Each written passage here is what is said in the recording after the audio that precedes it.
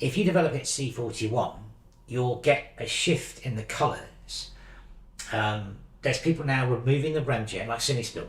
They remove the Remjet, and then you can develop it C41.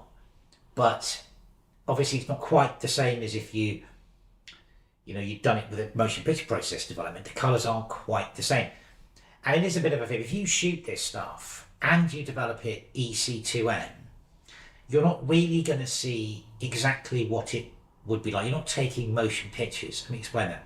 When you shoot film, you shoot the negative. Then the negative in the old process was made into like an intermediate, an interpositive and an internegative. It was colour timed, and there's a work print, and then there's a print release version.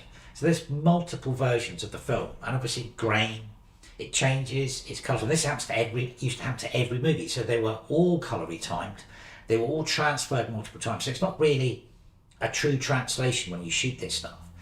And then obviously the middle bit was removed, and we went to a thing called digital intermediary, where it was sort of like scanned in digital reprint. So there's still another stock at the other end that you're seeing in the, it might be the same, but I mean, it's transferring. So it's not like a pure way that we do, where we develop this and we see the print. There's always steps in between normally for motion picture stock.